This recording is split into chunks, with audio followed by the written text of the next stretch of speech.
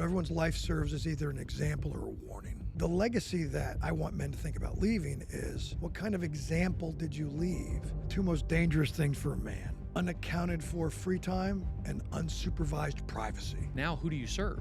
Do you serve money? Do you serve yourself? Does the whiskey own you? If you just give me 30 days, you're going to feel so good you're never going to want to go back to what you used to do. Welcome to the American Made Podcast, brought to you by Apocalypse Sports. I'm American made. Good. All right, ready? Holy Spirit, Lord God, we come before you now. We praise and glorify and lift up your holy name. We thank you so much for this opportunity that you have given us to be able to gather together, Lord, not only as brothers, as Marines, as friends, as fathers, Lord God, but also as co-workers in your kingdom. And Lord, may we ask you right now, Lord God, to equip us with the words, with the concepts, with the articulation to be able to impact the people that are watching this video, Lord God. I pray right now for inspiration. I pray for clarity. I pray for motivation to come through each of this whole conversation, Lord God. May you be glorified through all of this. May this launch into many, many other things. May this be a fruit-bearing orchard, not just a tree, that you have set my brother Mike Storms up with. Lord God, we love you, we worship you, we honor you, we thank you. In Jesus' name we pray. Thank you for Caleb. Thank you for the electronics, the engineering. Thank you for Josh Burns and Apocalypse Sports for providing this facility for us to be able to do this. In your name we pray. Amen.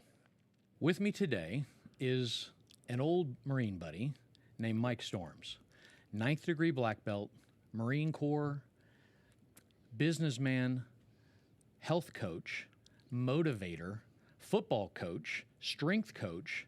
He's an amazing father. He's an amazing husband, from what I hear. And he has an opportunity to be able to share with us some of the things that will help us as well as help those around us. Mike, so glad you're here. Good to see you, brother. God bless you. Great to see you. Hey, thanks for coming in. Happy to be here. All right, so we talked about this situation, this opportunity that many of us are in as men. And over the course of time, as we age into the grays, we become a little more aware of it as to the things that are important and the things that were really not important, that we got wrapped up in when we were younger. But all of that, if you really think about it, has an impact in people's lives today. And you have a phenomenal opportunity to be able to help coach in a digital media where you used to have to do it one-on-one. You used to have to take and grapple and show people what this looked like and how this interaction happened. That's changing the way in which you can communicate to others. So what do you see right now as the biggest impact that you're having when you're dealing with people that you're not even in front of anymore to be able to help motivate them and coach them out? I think everybody I did when I was a younger man, and I'm speaking to, I don't know, people in their teens, 20s, 30s, 40s, anybody younger than me, and I'm 61, I think people need a steady hand, somebody they can trust, and somebody that is going to speak truth to them, and somebody that believes in them. I always had people that believed in me. One of them, unfortunately, wasn't my dad. They were my football coaches. They were my Marine Corps, gunnies. They were my series commander or captains I was under in the Marine Corps. They were my bosses. I've been an entrepreneur for 35, 40 years, but I had a couple of really good bosses. Sure. And now some of the head coaches I've been lucky to coach under, and some of the head strength coaches that I've been on staff with have been good mentors to me too, and friends. So the people, the men particularly, but people in general, there's a loss of direction. There's the compass heading isn't true north anymore. And I think that the opportunity to speak life and speak truth and speak faith and speak wisdom and speak actionable things that you can do. One of the things I was telling somebody yesterday, I was like, hey, I love coaching and working with you. It's a blessing. It's a privilege. High-level person. But you're absorbing a lot of stuff. But I don't want you to absorb things. I need you to take away from our conversation today.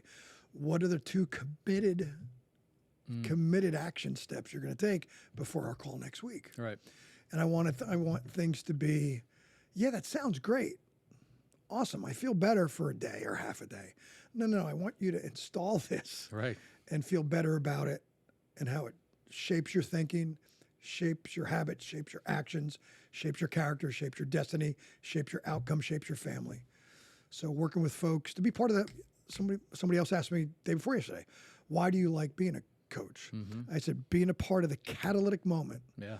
when somebody awakens to what's possible because there's stuff inside of them that hasn't been awakened yet and has to be awakened through consistent action, effort, and energy. So obviously that sometimes has to happen where you become aware of it, having made poor decisions in the old days. So where did Yeah. you grow up? So- And who was it that figured out what made you tick and turned you in a direction that motivated you or put you in a channel that made the process easier for you? So when people ask me in a kind way that humbles me tremendously, Coach, you have so much wisdom and you have so many great stories that teach and you make such an impact. I'm like, that's because I've made more mistakes than anybody you've ever spoken to, right? More mistakes as a man, more mistakes as an entrepreneur, more mistakes as a teacher and a coach, more mistakes as a husband, more mistakes as a father. So when I got sick of making all those mistakes, let me take it back a little bit. My first football coach, Coach Rich Freiler, saw something in me, believed in me, poured into me, encouraged me, gave me opportunities. And this is in grammar school in Bethlehem, Pennsylvania. And it made a huge difference in my life. So I grew up in New Jersey, but I lived in Bethlehem for 2 years when my dad was going to grad school at Lehigh. That's where I started playing football. And so my dad was from New Jersey, born in New Jersey, but my dad's mom's from Texas. My mom's whole family's from Virginia. So I was born in the Northeast and raised in the Northeast, but spent my summers in the South on ranches and farms and country towns. Sure. So it's an interesting kind of mix of how I was raised in the North and the South. But I was raised in Jersey, which is a different universe, right? And majority of my best friends are still from New Jersey, guys. I went to school with my whole life, played sports with, served in the Marine Corps with, and I've maintained friendships. Wow. We're all in a text thread together and still break each other's chops endlessly. So it was Coach Freiler, and then it was another coach that I had, and Coach Ray, and then my high school coach, who I'm still friends with, who was also my boss when I was a lifeguard in the summers. Wow. Because a lot of the coaches, they make a lot of money year round as a PE teacher, a history teacher, and a football coach. So they manage the townships, beaches and lakes and swimming pools and stuff in Jersey. And I was a lifeguard. And so Coach Riker, still to this day, we get on the phone together, and every time I go coach a college team, I'll send him a shirt and a hat. He sends me a picture of him wearing it, and we'll talk. But the reason I wanted to be a mentor and be a coach is because, and God did this to me so many times in my life. Right. Thank you, Jesus, is where there was lack in my life from the approval, the affection, the mentorship from my dad. Everyone's life serves as either an example or a warning. So my dad, as an example, one of the most honest people I've ever known in my life, and just wouldn't do things against a moral code that he had. But then as far as affection and attention and wisdom and kindness and speaking life, a warning, right? So It's interesting that you can be both. You can simultaneously Sure. have mastery and be excellent at something, but completely be a train wreck in another area of your life. And many of us fall into that category where our kids can pick out the thing that we suck at. yeah, But and they're happy to tell us about it. The career might be excellent Yeah. in some form or another. And I think though, so what I hear you saying, I think that's not a life well lived. You can't be a 10 on something and a 1 on something else. You can be a 10 on something and an 7.5 or 8 in something else. But as a man, we don't have the option to suck really bad at something. Yeah. You can't be a 10 on provision and a 1 at being a husband or a father, Wow. Yeah. because you're going to die in a hospital bed and no one's going to be there. Right. People talk about leaving a legacy, and the Bible says leave an inheritance to your children. And then they all talk about, your 401k, your retirement, your nest egg, your life insurance. Yeah. Sure. Although everyone who has ever left a lot of money turns into a bum. Almost statistically, 100%. The legacy is the legacy of faith and character and integrity and affection and service, right? So the legacy that I want men to think about leaving is, what kind of example did you leave? Did you confront the stuff in your life that you sucked at, as you said? Yeah. And we do suck at stuff. So like Coach Riker, I don't know if I should tell this story, but I'm going to tell it anyway. I showed up to work one day as a lifeguard, and he said, Mike, what's going on? Lesson learned. None of the female lifeguards are talking to you. What happened this weekend? I said, well, I took one out to dinner, I took one out to lunch, I took one to the movies. And he said, 3 different lifeguards? And I was 17. And I was like, yeah. He goes, let's go in the office. We need to talk. And he said, you don't date people at your place of work. And I never did it again from the time I was 17 till, I got married, because it is a bad idea. And it's bad to, just bad on so many different levels. But he called me out on stuff like that, but in an educational kind of way, and why. And so I think as men, the personal awareness that we have to have, that if somebody says you're a horse's ass, don't worry about it. If 3 people say, you might need to go out and buy a saddle, right? So if somebody at your job, one of your buddies, one of your kids is telling you have a problem with your temper and you don't think you do, you might need to examine that. If somebody says that, 3 or 4 people in your life tells you that you shut down emotionally and you're emotionally constipated and can't share your feelings, and that's not masculinity. That's fear. Right. And men face real men, if I can say that, real masculinity, you face your fears and you overcome your challenges. I was determined not to do it. I could have been my father, like a lot of my friends are their fathers.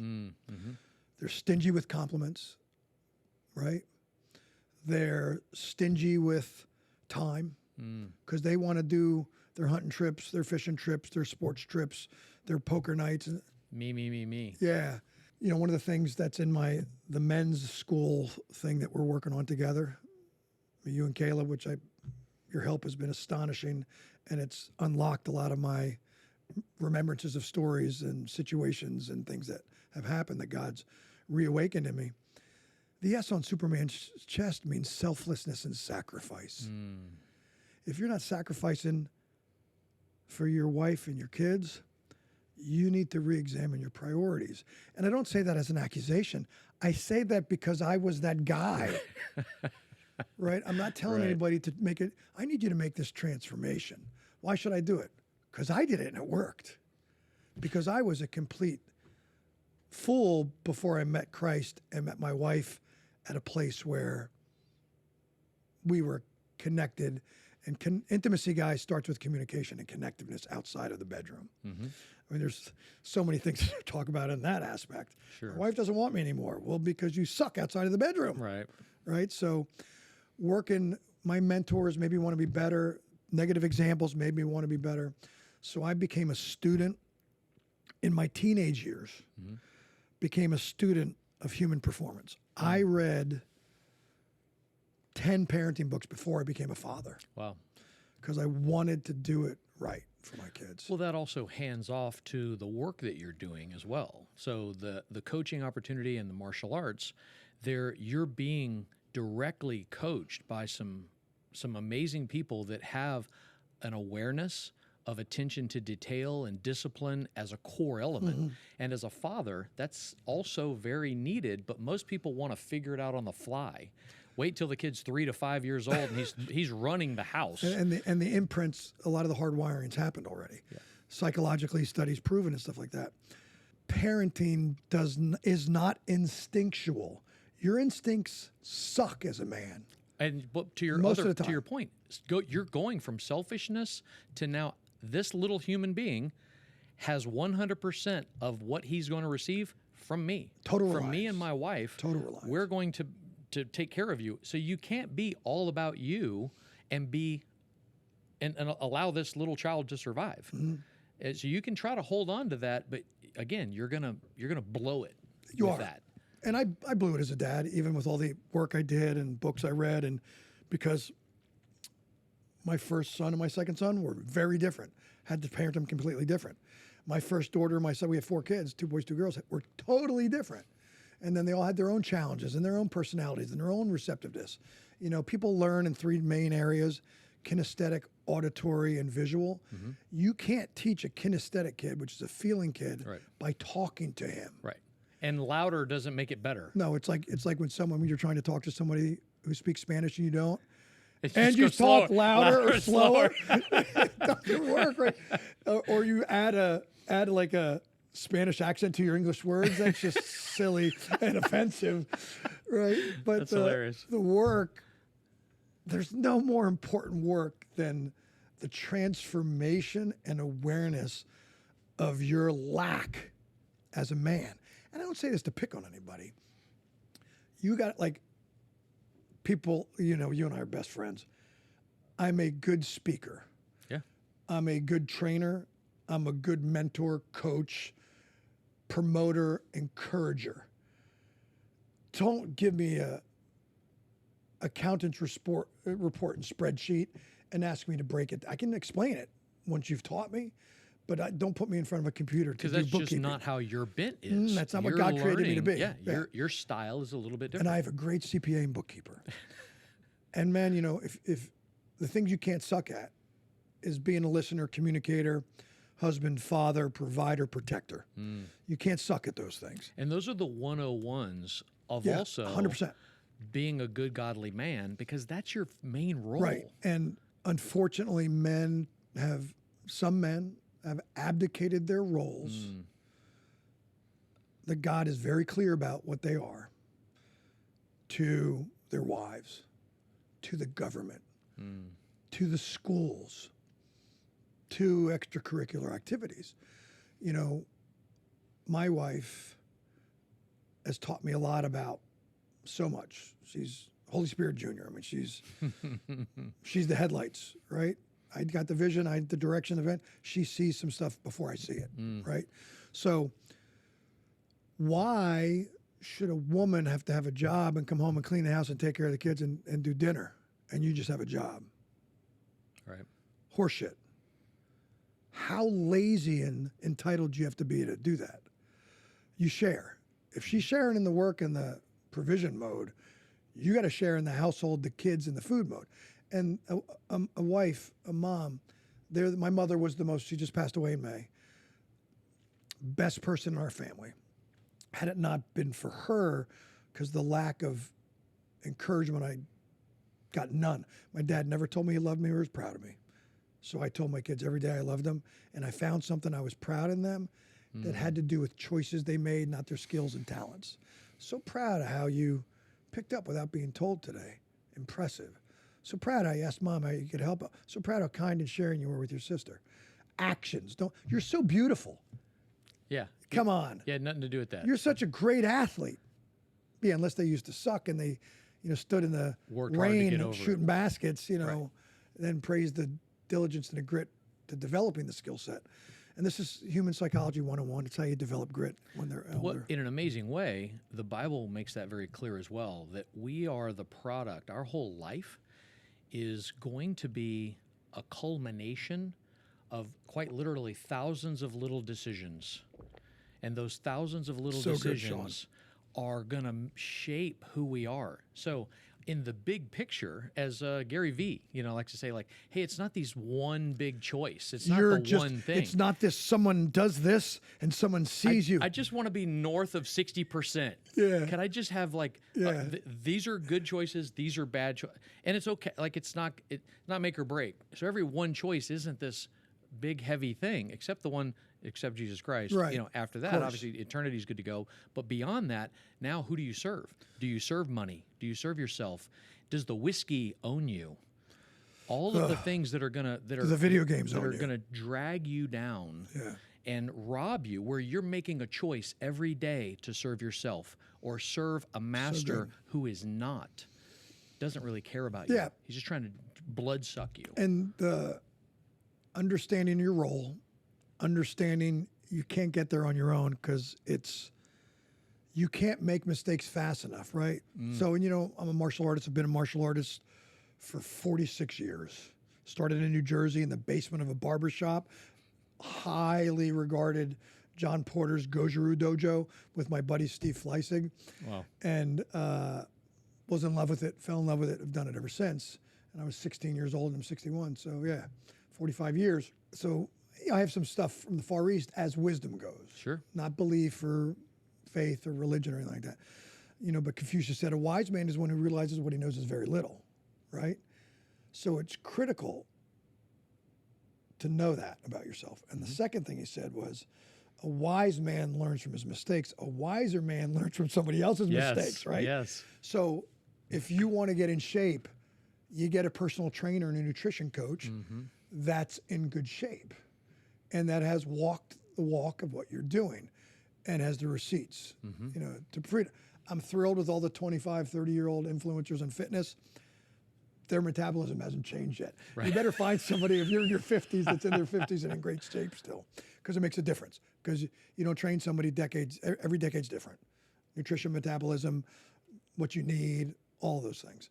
But men have to be okay with, and our egos, Sean. Ego, one of my favorite things, acronyms, is edging God out, right? So your ego, I'll figure this out on my own. I'm John Wayne. Now you can figure it out on your own in prayer if you go to God and get a revelation. But like just in the last month, I've been working on the things that I'm working on. Sure. And so God speaks to us through revelation, speaks to us through scripture, speaks through us through the same exact song or something coming across your social media screen that's positive and encouraging and tapping you on the shoulder. Yep. Speaks And to you he's through like, brothers. that's real. Yeah, That's good. right, That's right. Right. And so, and also that's dangerous. That's poisonous. Yep. Stay away from that. Right. And again, not picking on anybody, but you got to decide how much good you want in your life. And you got to decide how much evil you want in your life. And just like good spreads, so does evil. So when you're making your choices and young men, just like Sean was saying, realize the world is out to destroy you. Oh, the world's a wonderful place. Yeah, it's not. You can make your corner of the world a wonderful place. One of the best testimonials I ever got at my school, we had a martial arts school for 36 years, 4 of them, and it was somebody wrote me the guy was a great writer, he was an attorney.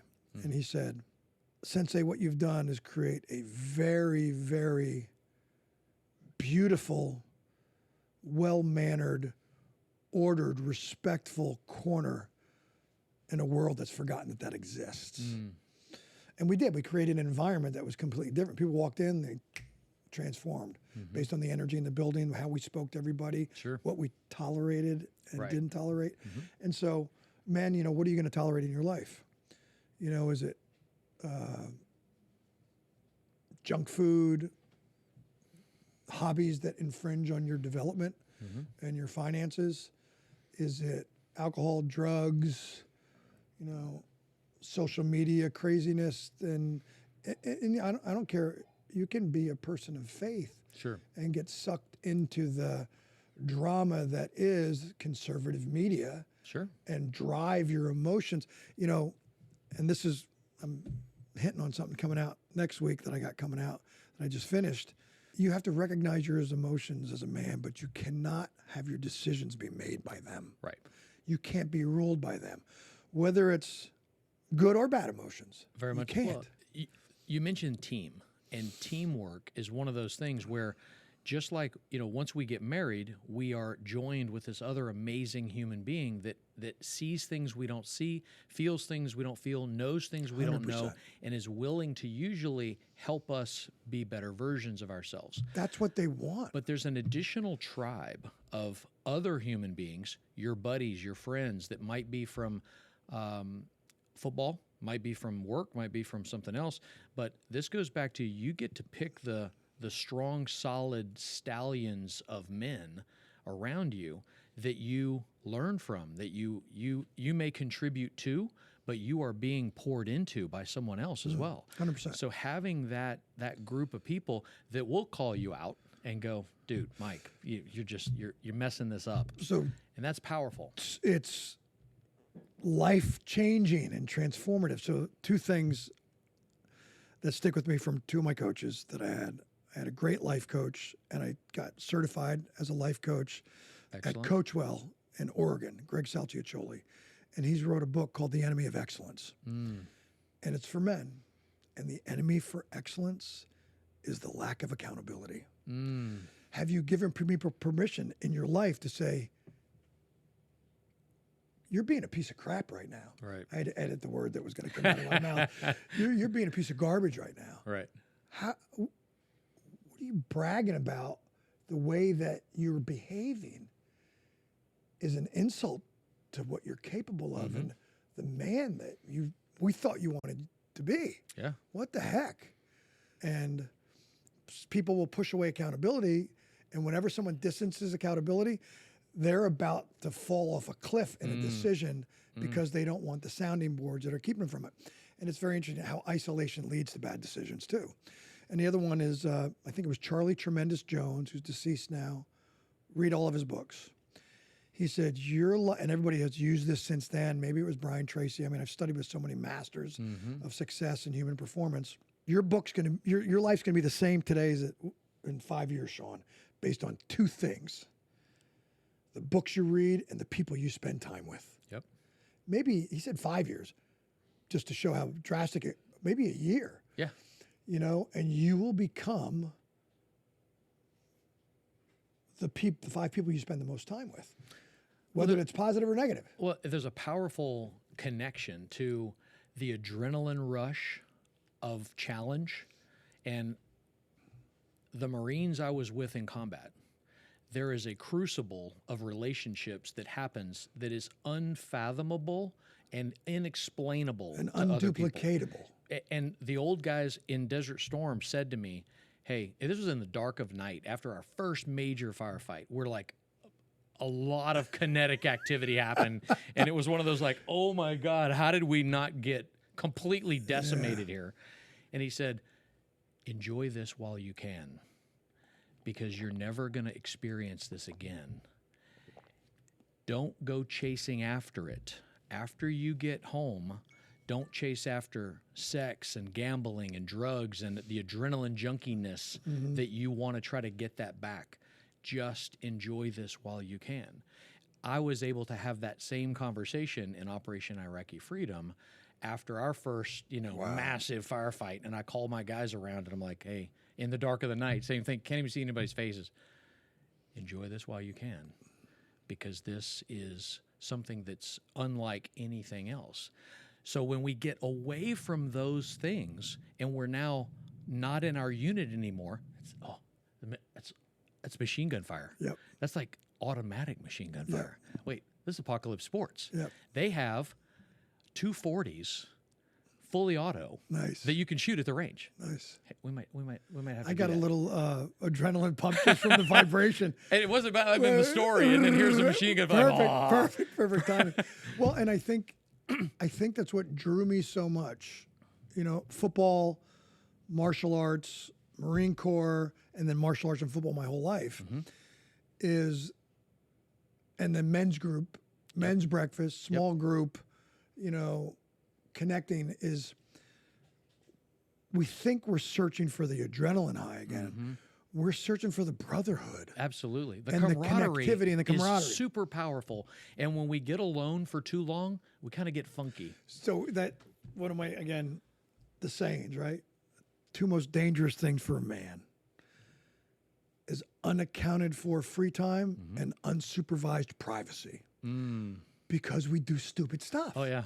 Because of, and you can argue with me if you're listening to this or watching this, our nature likes to go in the wrong direction and till it's been sanctified. Paul said the same thing. Yeah, it's just, wow, I'm just going to go in like, I don't drink anymore, right? I never had a problem with drinking. Didn't drink too much. Didn't have a bar in my house. Didn't go out, with the guys on the weekends. My wife went through menopause. She's 56 this weekend.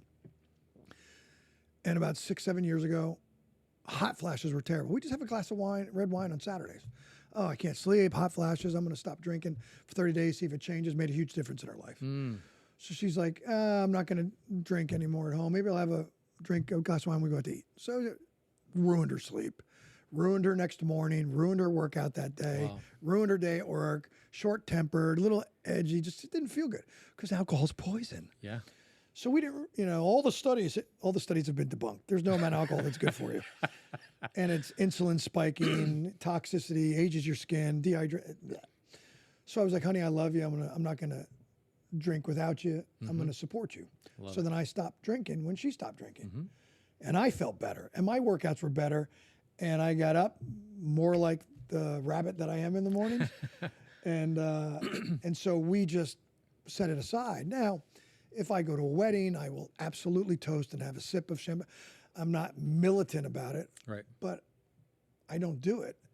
And my skin probably regressed 5-6 years when I stopped.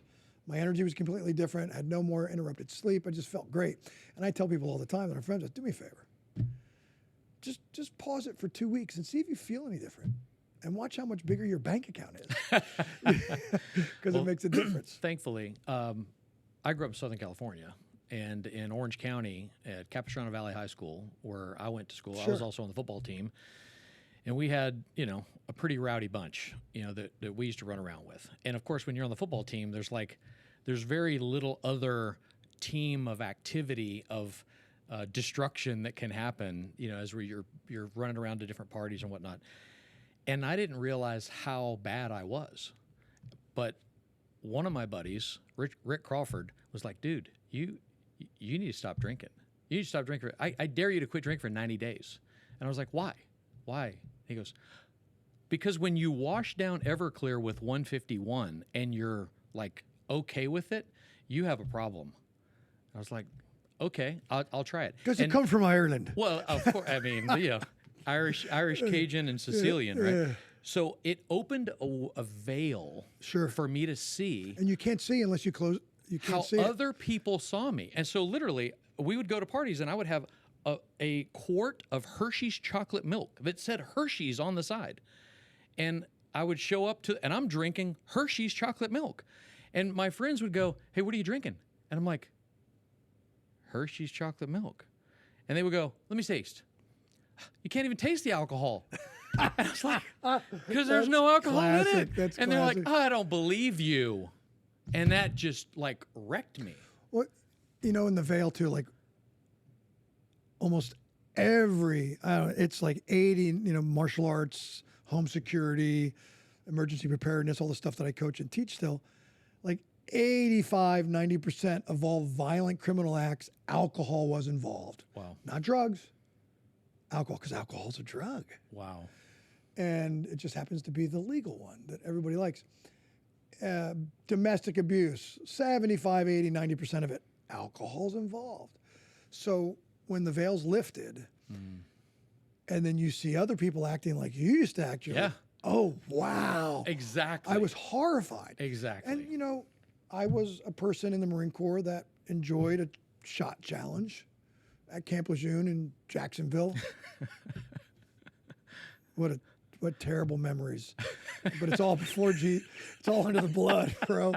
I mean, just every stupid decision I ever made. Yeah. Every stupid decision I ever made most of the stupid decisions I made, there was alcohol involved, Mm-hmm. right? There was lots of alcohol involved. Mm-hmm. And it's one of my, that might be Coach Riker. Well, Mike, God takes care of babies and fools. I was both. I was a baby. Thought it was I drunks, was a fool. babies, and fools. Right. Yeah. Well, I'm so grateful for everything God's done in my life, but I'm so grateful that I didn't kill myself Yes. driving a car, getting in a fight. Which with many a of our bunch friends have. Yep. Yep. Absolutely. And Jack Daniel's courage got me in a lot of trouble, and I'm lucky I never got in trouble, and God just covered. December 26, 1990, I had a case of Busch beer in the barracks with Corporal Ford before getting on a plane the next morning to go to Operation Desert Storm. When my foot left America to step onto the plane, because back in the day, it was a Pan Am flight, Sure. right? So they had the stairwell, like you had to walk. There's no gangway. No, you're walking up the stairs. When my foot left, I wrote myself off. And so when we fully expected a trench warfare, biological, chemical attack, no matter how smart or strong you are, you're going to die when you get hit with bio weaponry, right? So we fully expected that was what we were going to go into. So it was like, I'm not coming back. Turns out there wasn't any. Right. So they say. So There wasn't any used. well, again, God. Yep. We came across the pallets of artillery with bio in it that didn't get fired from the artillery guns that were firing at us before we took them out, and they chose not to use them because they knew What that would bring. we would have responded with Differently. overwhelming firepower, right? Different. But when we flew home 7 months later, I landed in Shannon, Ireland, and we were being offered free Guinness in the airport for all the Marines coming home. I had all my guys, which was rare for that whole battalion. I was in the only company that we didn't lose anybody in that fight. And I was, again, being offered free beer, and I chose, this was the first time I ever made a choice. I'm going to go shopping for my grandmother. I'm going to buy her something because she's neat. Irish. Nice. And when I got back I got my stuff back on the plane, I thought we were going to take a while to refuel, and I might go have a beer because I had a New Year's resolution. I'm going to do 1 year without drinking. Well, when I got my stuff all squared away, the staff sergeant's like, hey, grab your trash, grab your guys, get back on the plane. I'm like, hey, wait a minute, I haven't had my beer. I don't care, get back on the plane. So I'm Too late. So now, for the next hour, I'm pissed that I didn't have a free beer in Ireland coming home from a war that we won with all my guys still alive. And I was able to twist But interesting, that. the programming. Oh, yeah. Yeah. Programming. Because the whole platoon, the whole company, all my guys had a beer without me. right? So right away, this was a big deal. And I was able to, like you said, flip that switch and say, okay, you've just done something selfishly to bless your grandmother, who you love dearly, instead of yourself. And I said, kind of like you, I'm not going to necessarily quit forever, but if ever again there is another temptation as great as being offered free beer in Ireland, coming home from a war that we won, and all Guinness. my Marines are alive, and Guinness. And Guinness, bro. Then and only then will I have another drink. And that temptation has yet to occur. Right. That's great. Well, it's just, we're tempted every day. Right. All It's of a us. high benchmark now all that I of us won't are cross. all of us are tempted every day. There's stuff that comes across because I do Facebook, I do Instagram, I getting more with X and launching the YouTube. There's stuff that comes across Sure. that I've never clicked on anything for it. And so the young men and the men are being baited Oh, yeah. to trip up. Yep. And then the endorphin and dopamine release that you get, whether it's booze, drugs, gambling. I was a little bit of an adrenaline violence junkie for a period of my life. I'm just here for the violence. Yeah, I'm just here for the violence, whether it was football, whether it was martial arts, whether it was competing in martial arts, whether it was, whatever. And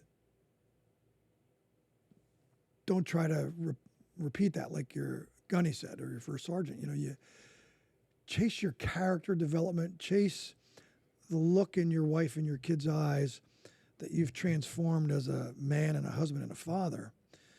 And when I say transform, I'm not just talking about your character and your spirit. You got to transform your body physically as well. Don't think we are triune beings. Mind, body, and spirit.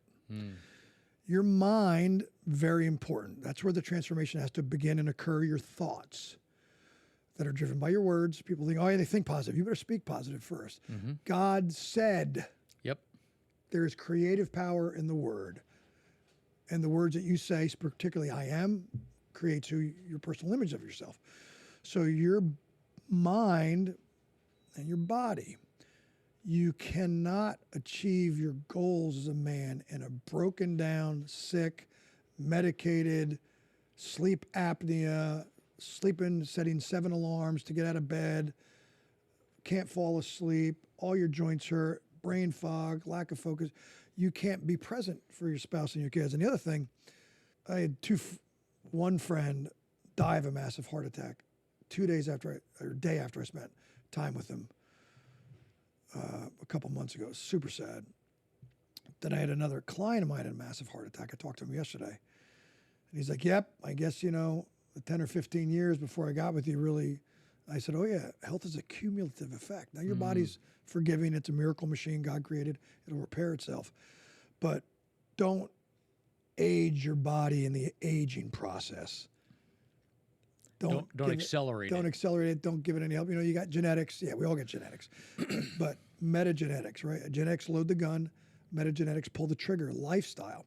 I could have the same exact genes as you, and I'm eating fast food every day. I'm eating sweets every day. I'm drinking soda every day. I'm drinking booze a few times a week. I'm only sleeping 5 hours a night. And that awakens my bad genetics, where your bad genetics stay dormant because you're sleeping 7 to 8 hours. You're going for a walk every day with your Amy.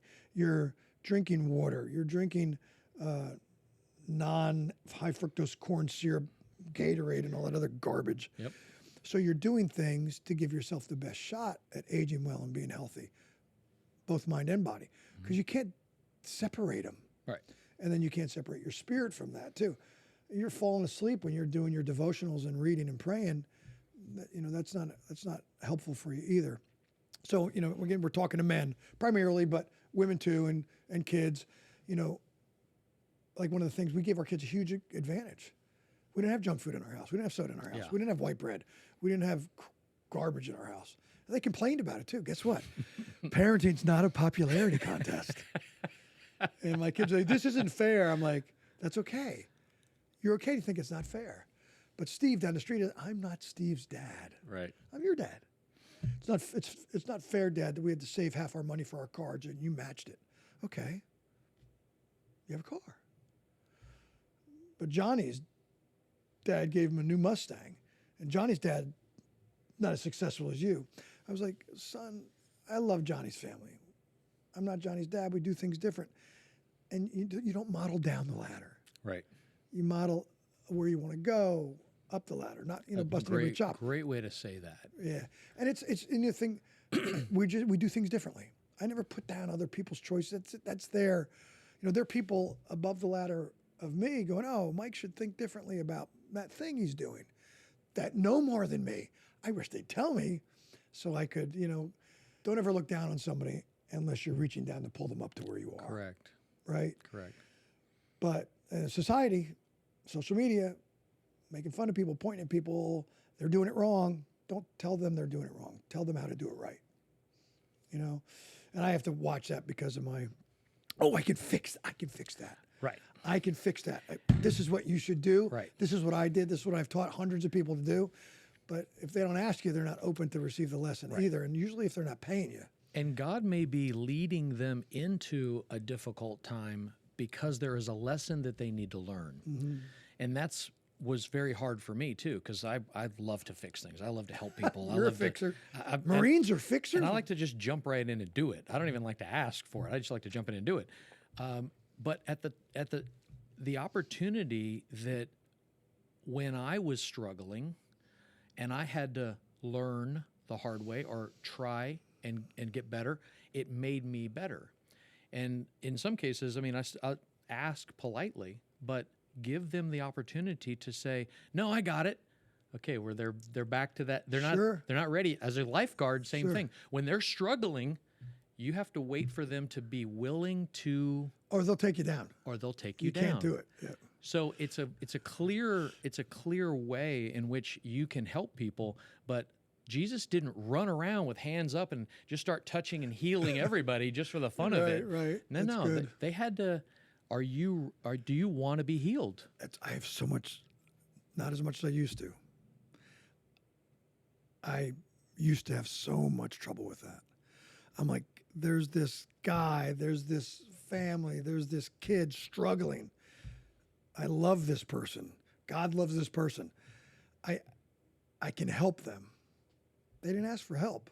They might really get pissed off at me.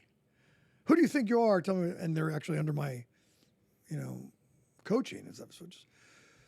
Or somebody's complaining to me, right? And I was like, okay, time out. Let me just check. Where am I? Am I listening to you vent, or do you want me to help you with a solution? I'm just venting. Cool. Then you know. Then I'm just quiet. And how many times does the Lord stand in front of us and say the same thing? I'm right here. Oh yeah. Just ask me. Well, something that helped me with it 20 years ago was I was reading something, and I wish I remember who wrote it. It said, when your kids are making mistakes, it was parenting, and you jump in and fix everything. That was a lesson God was leading them into. Think about basketball. God doesn't foul. If you step in between you step in between God and your kid,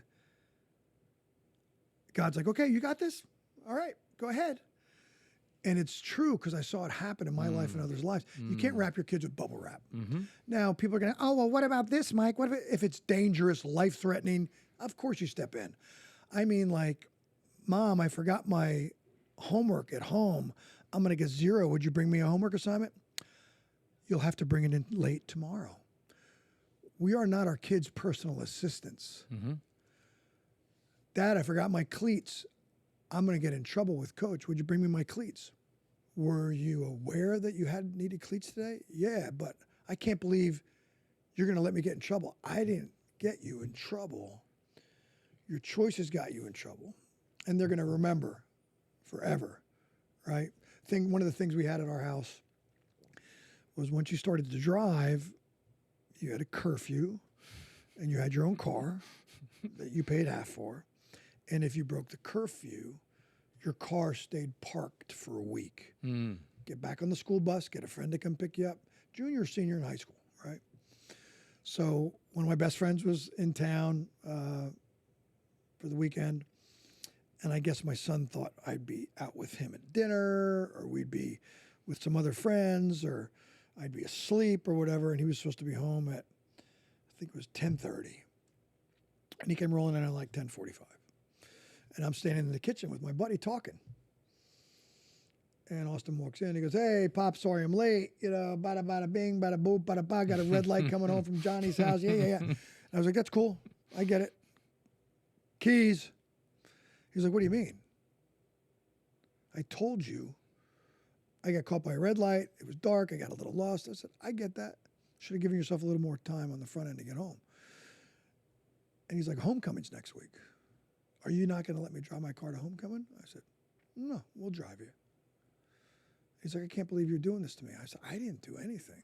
Right. And then people are like, oh, that's hard, Mike. That's harsh. I would say this to you. We were talking about consistency before. Sure. And how consistency, one of my favorite sayings as an employer, as a coach, as a husband, as a father, as a man, consistency creates credibility. Credibility creates compliance. Not in a bad way, although I think compliance is a good thing. I'm a Marine, so I like structure and all that. But if you tell your kid, if you get all A's, I'm going to bring you to get an ice cream, do you follow through on that? Right. Then if you say there's a clearly defined consequence for your kid not picking up his dirty clothes, not unloading the dishwasher, not feeding the dog, whatever it is, and it's better for them to be written out and reviewed regularly, don't be a bad manager. Remember, when you're a parent, you're a manager. Do you yell at people at work that you're in charge of? No. You're going HR if you do that. Don't yell and scream at your kids. That's not cool. Great parents don't do that. My kids knew when my voice got really quiet, I need you to go to your room and think about what's happened, if you could have made a better decision. Right. And I'll be in there in about 15 minutes so we can talk about it. But Dad, go to your room. I'll be there in 15 minutes. Some of that was me cooling off Sure. and going to my wife to get further sedated before I went and talked to him. Michael, this is the first time they did this. Michael, you know, my wife is always an advocate for fair, Right. judicial, you know, don't tell them you're grounded for a month. This is a weekend grounding offense. You know, she would always let me deliver the message and do the thing, but Glori helped me not make hundreds of parenting mistakes. Well, one of the things that I was very blessed in that Amy kept, you know, in the early days, wanting to jump in and, in essence, protect the kids from the wrath of Dad. And rightfully so in some cases, because I had a, you know, to call it anger was, you know, one piece, but there was a level of when I say something, it's going to happen. And again, in most cases, I'm coming off of things when the kids were younger, from Operation Iraqi Freedom, where life and death are in the decisions that we make. And I couldn't tear away from that to have that kind of a conversation with my kids. But when we negotiated this part, A little detente. I'm going to start with calmly telling them what is expected of them. And they're going to get 2, maybe 3 versions of what is expected. And after they have blown through and disobeyed and ignored or disrespected, disobedient, whatever that is, they've had those chances, then my voice raises. So when from the kitchen, she only hears my voice raise, and I'm now at the place where our relationship here, you have invited another version of me to come in. And I would call it, my eyes are going green. I'm not going full Hulk yet, but there's this point. And I said, once I get to this place, know that I have already given them these opportunities. Now, I will not tear the kids limb from limb. I love them too much. But there is a consequence. And again, not following through with that consequence, but I've put multiple little phases, and then once that happened, the kids would run to her and go, "Ah! Hey, yeah. you did your dad tell you? Yeah. Did you not? No. Well, what do you expect?" And once she was on my side, the kids literally turned around. Sure, 100%. Well, because, so, unified front, right? And that's the camera there, right? The kids are held together in this cradle. Parents drift apart on messages. The kids slip through the cracks, right? So parenting's a team effort, and consequences is the way to teach. If I'm driving over here on I-12, cop pulls me over and says, "Mr. Storms, you were going 80 and a 70. I'm gonna give you a warning next time I give you a ticket." Then I come out to come shooting again at this beautiful range at Apocalypse Sports.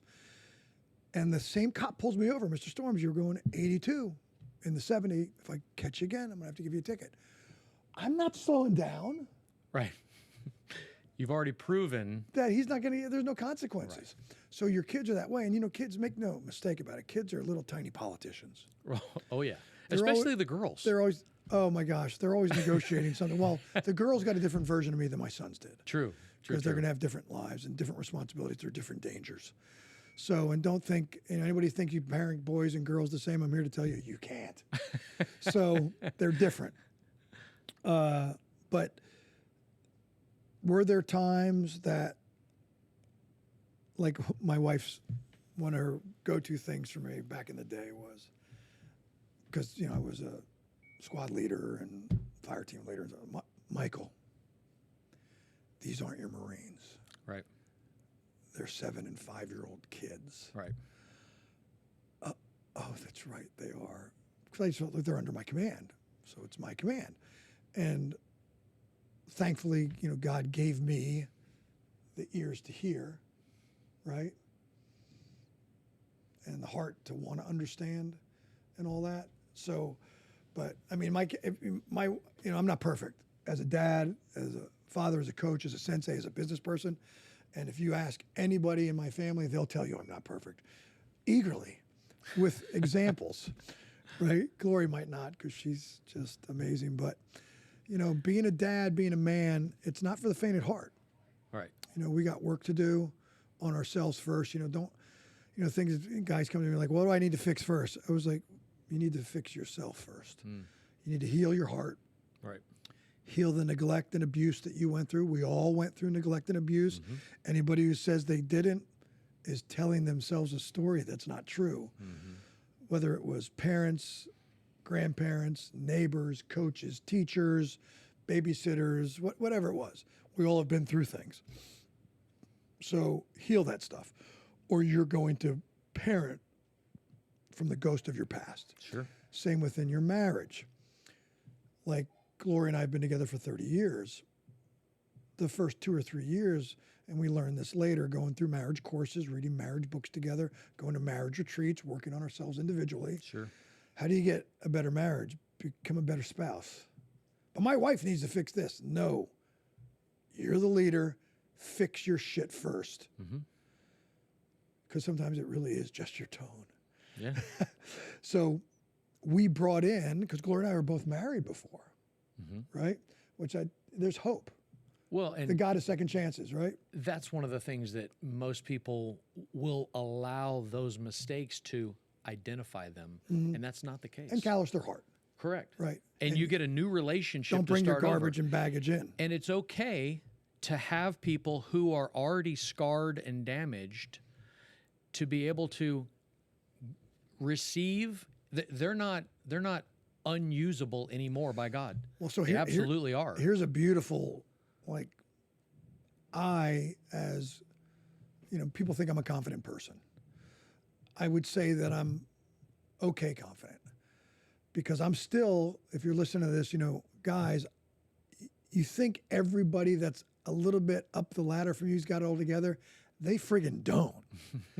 I'm still attacked by the enemy. I'm still attacked by doubts. So when people were like, hey, you should start get certified as a marriage coach, and you and Glori should start a marriage ministry at church for people, the 6-month walk with people before they get married. I'm not qualified for that. I was divorced. No, that makes you more qualified, because you guys know what went wrong, how you did it wrong, and now you're doing it right. And I was like, oh, okay. And it being part of that ministry to pour into people really helped heal us too from our first marriages that didn't work out well. Same with parenting. People were like, Mike, you've taught 10,000 kids martial arts. You have a character development program that you developed in your school for kids and teens. You teach responsibility, you do this. You have a gift for kids, you should do this. I had multiple people tell me that for years. I'm like, I'm not a writer. I'm a talker, I'm a speaker, I'm a coach, I'm an encourager. And then a buddy of mine, a Marine Corps buddy of mine, found me a ghostwriter.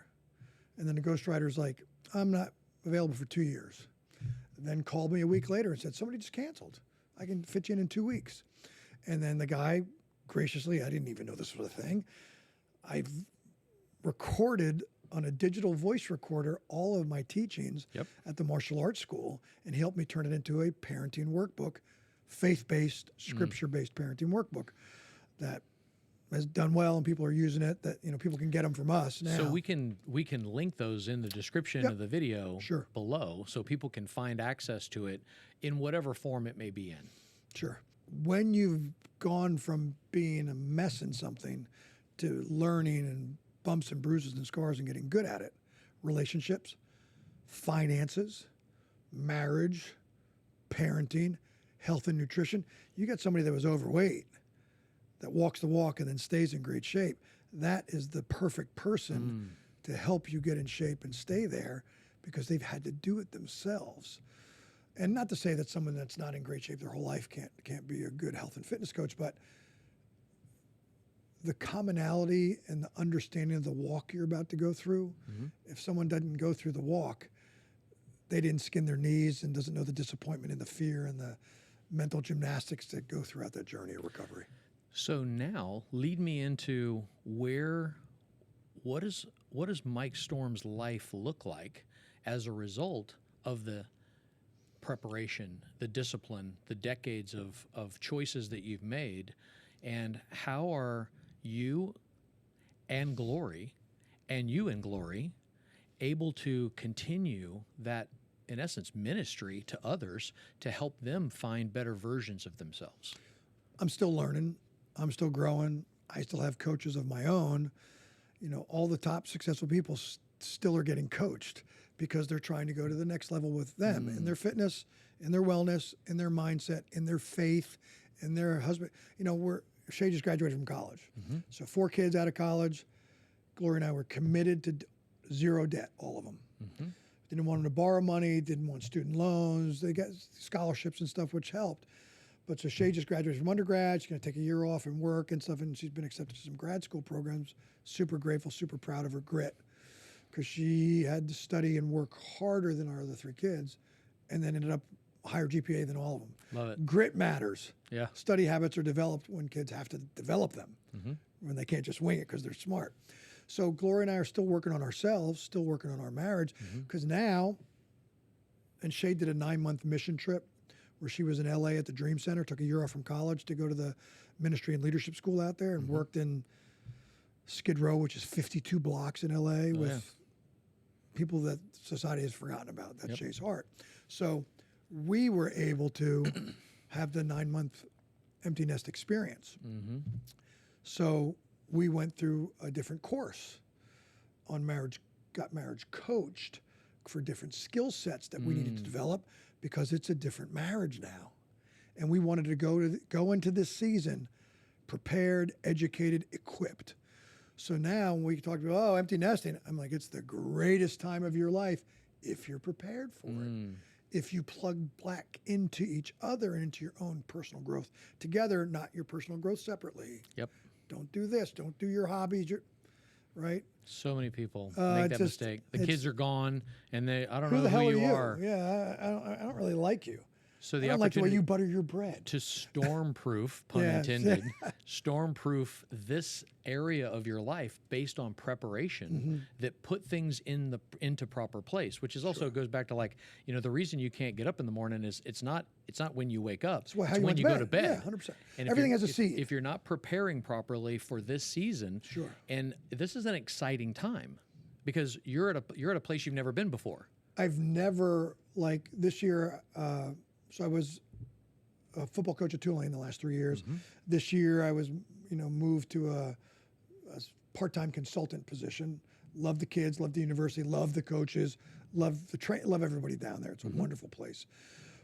And I never had this much time to be able to recreate my ability to reach more people Yes. in the areas that I feel called to reach them in, which is masculine leadership and personal development for young men and men, marriage, parenting, health and fitness, and personal development and business. Because again, wrote a book called Black Belt Marketing with the marketing guru himself, Dan Kennedy, who was my mentor, and I was in his platinum inner circle for many years, spoke at his super conference events in Arizona. And he was like, Mike, you need to put something out there for the martial arts, kickboxing, jiu-jitsu, membership, monthly membership model businesses. So we created that, and then I had coaching programs and spoke at conferences on that for many years. So whether it's the parenting book, that workbook that Glori and I developed together, whether it's the Dan Kennedy business marketing book, which I still coach people on, people still send me, hey, I'm still using this strategy that you taught me and it still works. And then the Safer Smarter Kids program, which is our anti-abduction, anti-drug program Love it. for parents and kids. The 10 Ways to Raise a Street Shark Child. So that's really targeted for parents Parents and teachers and coaches to too. be able to be aware of how do you equip children to 100%. become aware of the possible dangers around them that they otherwise might miss entirely. And educate the parents. The 10 Ways to Raise a Street Smart Child, the 10 Ways to Raise a Drug-Free Child. And it's a simple sheet, but then there's lessons behind it. Then there's, of course, me presenting it and teaching it. Because I taught it to martial arts schools and school boards and all over the country. Love it. And the biggest thing for parents is you have to realize that you got to vet everybody that spend time with your kid. The babysitter that your friend gave you the number for doesn't mean your friend vetted him. Right. And 85, 90% of all of the stuff that happens to kids is people that have access to them. It's this, it's relatives, school teachers, tutors, sports coaches. And even though the schools have, the people get fingerprinted in background checks, dance schools don't, Right. music schools don't, gymnastics schools don't, martial arts schools don't. My did, because we were part of an organization called Darkness to Light, Stewards of Children. All of my team had to go through the training, and we were the only place in all of St. Tammany Parish or Tangipahoa Parish with that designation. Wow. And it's a nationally taught and regarded program. Everyone, parent, you can do a parenting course with them too. It's beautiful. I love it. It's amazing. It was great. So yeah, being a teacher and a coach and a mentor, and led by, your passion. Sure. And I think my passion, to a degree, is a certain amount of shocking protectionism, right? Because I'm a Marine, and I'm a dad, and I'm a husband, and I'm a martial arts instructor and a fighter. How do I help people protect their finances, Sure. protect their homes, protect their marriages, protect their kids, protect their families in a state of emergency, protect their businesses? There is pretty simple, understood methods that some people think are secrets. The only secret is something that you don't know that a bunch of other people know. And there's other people that know lots of secrets that we don't know about marriage. Secret for husbands, be the first to tell your wife you're sorry. If it's her fault, say you're sorry. But it's her fault. That's your ego, that's your pride. Yeah. You're the leader. Lead with forgiveness. You mess up with your kids. The best thing I ever learned as a dad is to ask my kids for forgiveness when I messed up. So dad admits when he's wrong. Dad's not perfect. It creates a much better relationship when you're giving counsel and advice. So like, well, if he's wrong, he's going to tell me he's wrong. He might be right about this one. Critical, right? Same with your employees. Make a mistake. Hey, I messed that up. That was a lousy bonus plan. We're going to scrap it and redo it. What's important to you? Bring them, involve them in the study of what's important to them. And then with your health and nutrition, it's been important to me as a martial artist my whole life, but I was hanging out with the D-line at the Saints. I was coaching the D-line at the Saints under Ditka, assistant to Walt Corey. I was eating with them twice a day, and they were eating 6,000 calories, so I just went ahead like it was a contest. Sure. And did it. So Like you're going to suit up and take the field as well. Which sometimes Mike's a jackass. So, and but I your have two transformation pictures look better I now. have two jackasses at my farm, and I can tell you they're stubborn. But they're donkeys, right? The transformation in my mindset, my confidence, my joints, my sleep, it's not what your scale tells you when you get healthy. It changes what you think's possible in your life. Oh yeah.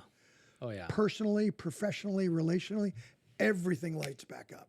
Like you're 21 years old again, and the world's your oyster, and you can do anything. And I've seen it thousands of times. Glori and I have coached thousands of men and women that have that. Oh my gosh, I forgot how good I used to feel. I forgot how great I can feel. And when you feel that, you never want to go back to the other way. Right. But you got to develop the mindset and the habits and the structure, right? Discipline, get you started. Yep. Habits and routine keep the gains that you've made from your discipline. Discipline wanes, right? Just like motivation. So why do I read scripture every day? Why do I pray every day? Why do I read personal development every day? Because motivation is like a shower. You need one every day to stay clean from the world's gunk. Yep. that gets on you. So, Gloria and I don't go out to dinner with couples that pick on each other. Jokingly. Oh, he's such a slob. Oh, she can't cook. We're never going to dinner with him again. Right. Because there is contamination that happens around people's energy. And so that people that are hard on their kids or negative to their kids, Sure. or there's a lot of screaming and yelling or chaos in their house. Our house was the place kids came over to play. My kids didn't go to sleepovers at other people's houses. I don't know if Uncle Joe just got out of jail and he's coming over, or some other weirdos there, or they don't know that their 16-year-old son's friend's a weirdo. Right. And they're over there where my daughter's sleeping over. No, not doing it. Did I get guff from my kids and their friends' parents? Yeah, sure. I didn't care. I had to be strong enough to live by my principles and by my values and stuff like that. But, coaching and helping people in going forward, we've always been coaches, both Glori and I. Health, fitness, marriage, relationships. We're certified Crown Financial budget coaches and taught Crown Financial at church. Gosh, like probably 10 classes on it. And learning that the reason we're in the shape we're in physically, mentally, emotionally, relationally, financially is because of our decisions that brought us there. Well, what about them? No, stop. When you point a finger at somebody, you're pointing 3 fingers back at you, right? I'm pointing 3 fingers back at me. Look in the mirror, right? Michael Jackson had that one thing right. I'm starting with the man in the mirror, right? Where you change your questions, you get better answers, you make better decisions. Why is everybody out to get me? Why is life so unfair? Those are the wrong questions. Why is my wife so cold to me? I don't know. Did you make her coffee this morning? One of my favorite books of all time for anything is The 5 Love Languages. Oh, yeah. Love it. Gary Chapman.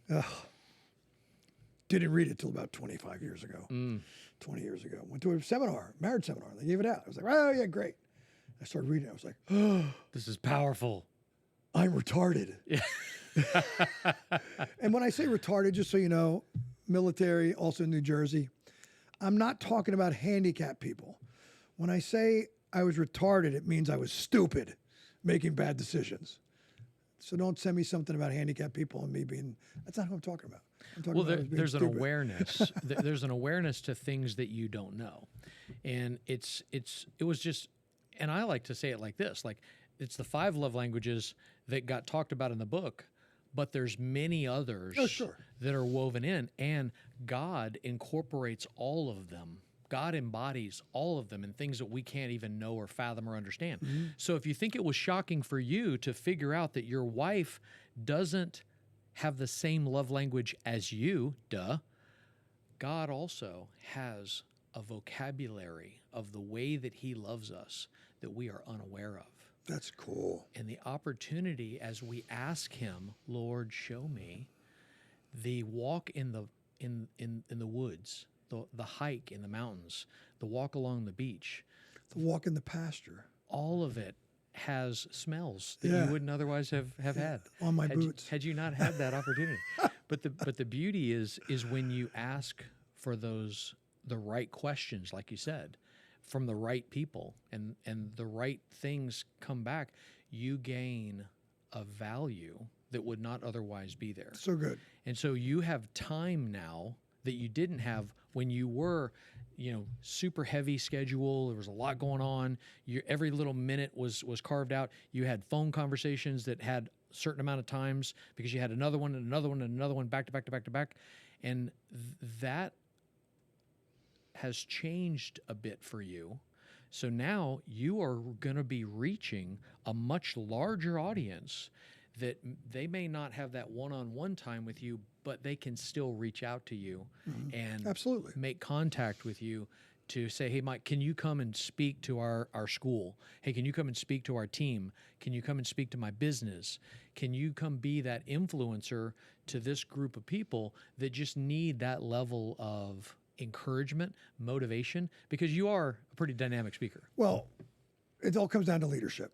Everything, whether it's leading yourself, leading your wife, leading your kids, leading your business, leading your health, it's all leadership, and leadership is choices, and leadership, good choices come from courage too. You got to be able to do stuff that's not popular, that doesn't feel right to you or good to you because it's a new. Just because something doesn't feel right to you doesn't mean it's not right. Right. Because it doesn't feel right not drinking. That's because you have a problem with alcohol. It doesn't feel right to not eat simple carbs. It's because your insulin level spiking, so you're addicted to it. So it'll feel better. You'll get better at it, right? But working with different organizations and speaking and coaching and mentoring and it's all the same thing, right? Somebody said, oh, Mike, you do a lot of different things. I don't do a lot of different things. I do the same thing on a lot of different subjects. It is the same thing. It is speaking, encouraging with enthusiasm and energy to get people to see what they're capable of. Good leaders don't show people how great they are. They show the leader how great they are and wonderful they are as a leader. They show the person listening how great they can be. And there's never been a better time than this to learn and grow. A, the world needs us at our best in these interesting times. And B, we have available to us through YouTube, through other channels, through books, through audio files, through videos, through courses. Everything that you need to get better at is available to you. And, talking about the 5 love languages, back to what you were saying, I think it's funny too that God has people get married that their love languages don't match. Right. Everyone has. Like, how does that even? So Glori is, and I have an interesting take on this, that Glori is, rang true with her. So Glori is quality of time and acts of service. I'm a guy, so shockingly, one of mine was physical affection. Right. And words of affirmation. Correct. So I did not get one physical affection from my father till he died in 2012. We did have a moment his last 2 weeks of his life when I asked him something that I'll share here, but and no physical affection, no words of affirmation. Sure. So I needed that from my coaches and from my other people in my life. Sure. So I think some of our love languages are shaped by what we didn't get in our cup as children. Or got too much of. Sure. Which is why gifts, for instance, Sure. if a dad wasn't around for his daughter and kept sending gifts instead of his time, That's how she identified love. and she now hates gifts, and you come along Or not knowing overexpects you're her about husband to better step do on a that bunch of them. mine, Yeah. and you give her a gift. Sure. It and can she go either way. blows up. It can go either way. Yeah. But so my dad, 2 weeks before his death, I was like, hey, Dad, I get you. You're a Marine, you're a guy, I understand you. I said, you've never told Susie and I you loved us our whole lives. He said, I love 2 people in my life, my mother and your mother. I told 2 people, I told 2 people in my life I loved them. And I was like, Dad, I get that. I said, my sister needs to hear that you love her. He says, I'll tell her in a few weeks. I said, no. I said, you need to tell her now. He said, I'll tell her in a couple of weeks. He died without telling her. Wow. Because he pushed it off. But a week or 2 before that, I said to him, I said, Pop, I said, my whole life, you never told me you were proud of me. Not once. Athletic accolades, academic accolades, whatever. I thought there was some times you could have said it. How come, were you ever proud of me once? And he said, I was proud of you every day of your entire life. I just never said it. I was like, I could have kind of used that information. And he was like, and then he went back to Bruce mode. He was like, well, you didn't turn out so bad, so I guess it wasn't the problem. That was the end of the moment, right? Wow. And then the commitment, because the warning was my kids every day would hear that I loved them. Every day I would hug them and kiss them. My sons too. He was right. It made you alter. Made me better. Yeah. It made me better. And then when I see men, my friends, doing better, I'm just thrilled. When I see my men friends falling into patterns of, and there's, toxic masculinity, whatever that means. Weak men are cruel. I go into a store and into a parking lot, into a business, into a football game. I'm looking for a kid, an elderly person, or a woman that needs help with something. Yep. Carrying something heavy, pushing something, kids being unruly. Hey, let me get that for you. Hey, let me hold that door for you. Let me do that for you. The most dangerous men I know are the sweetest, kindest guys and the most servant heart helpful men. So when I talk about toxic masculinity, I don't know that in my friend group. You know, we're all of us are warriors, whether they're military, law enforcement, martial artists, and they're sweet, kind guys. Like they say about Marines, no better friend, no worse enemy.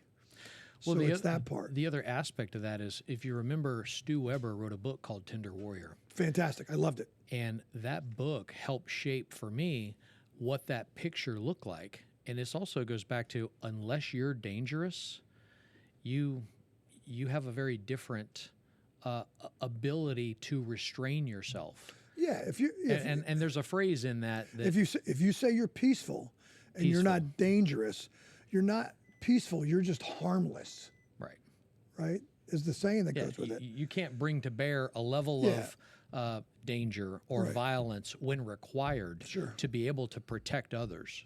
Yeah, and protecting others, you know, it's part of what our DNA is as guys. You know, middle of the night, there's a noise in the house. Most of the men I know are the one getting out of bed. Right. Looking forward to the fight that might come because you've pre-positioned ammo and weapons in a certain place. I don't. Okay, well, maybe that's just me. No, I'm saying absolutely. Why wouldn't you? You know, I'm gonna you have the advantage. I'm going to turn on the sound with the red lights come on and Axl Rose, "Welcome to the Jungle" sound comes on in my house. No, I'm kidding you. I'm kidding. What happens in my house, as you know, is people are like, "Hey, yeah, Mike," you know, guys who don't know anything and know I'm an enthusiastic person of all protective elements. Well, what are you going to do? You're not going to get to that thing that you want to get to. I was like, I got plenty of time. You got to deal with my Malinois before I show up.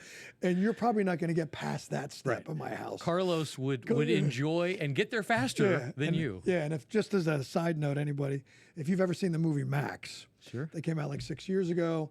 Remember the Titans director and producer did it. It was a great movie. It had beautiful reviews. It's a good family movie. The dog doesn't die in it. But the cover of the book, the cover of the DVD, the poster, all of the promotional materials, and 85% of the movie, the dog Max is actually our dog Carlos. And his real name beautiful dog, too, by the way. I mean, Malinois are originally, they're very unique. Yeah. I mean, it's a German Shepherd on 10 Red Bulls. Yeah. I mean, but they've got this beautiful coat and their eyes as well. Yeah, and they've got this awareness that goes beyond most others. They're so smart. They're as smart as a border collie, and they're so fast, and so he can, you know, he's 13 now, but he could climb an extension ladder, jump an 8-foot I mean, he was just, and in bite work, obedience, agility, detection, just super trained, great dog from a buddy of mine's kennel, Liberty Canine, Air Force vet in Kentucky. And it just magnificent animal. He's my soul dog. So my temperature changes emotionally. He knows. And he gets up with whatever intention I'm emotionally intending. He gets up with the same thing. So if I sit down and I got something heavy and I'm processing, he walks over to me and sits down and puts his head in my lap. Wow. It's like he's a PTSD trained dog without being trained to do it. And my wife says, you know, I'm Elliot and he's ET, is their joke about it at the house. But, you know, and I say this this might upset people, but I don't care. Training boys is a lot like training a high energy working dog. Consistency, but you can't train your sons once every 2 weeks and think they're going to stay together on what you expect around the house. Sure. It's bad management. And when I didn't train my dog, we came home from church one day and I hadn't trained him for a week. There was a thunderstorm and I walked in the house and I was knee deep in down feathers. And I told my wife not to come in the house because Carlos had decided to eat our beautiful sofa. And she was like, why not? I got to see it. She came in. It was like a movie scene. There was so much down feathers, but it was my fault, not his fault. I didn't get the juice out. When do young boys get in trouble? They have too much energy. I have ADHD. Diagnosed when I was a kid. Had a great doctor, great mother. Doctor said, he's got it. I don't do the pills. And back then they turned you into a zombie. Keep him in sports, keep them off sugar, keep them tired and busy. And my mother took that as a command for my life. Love it. So I didn't get in trouble. I was always baseball, football, basketball, wrestling, karate, boxing, blah, blah, blah, all of them, chores, go, go, go, go, go. So we had a box of cookies for a month, and we'd get 2 cookies on Saturday night. That was it. We didn't have soda. We didn't have sugar, none of it. My mom did a great job raising me and my sister in that capacity because I needed it. And she had a kind, loving, complimentary, but firm hand too. She would not allow me to get out of line, so I didn't. You know? Well, so speaking of which, your sister, did she follow similar pathways Not at with all. regard to Not martial at all. arts or anything else? She's probably excellent at something. So my sister, God bless her soul, is a world-renowned, famous chef.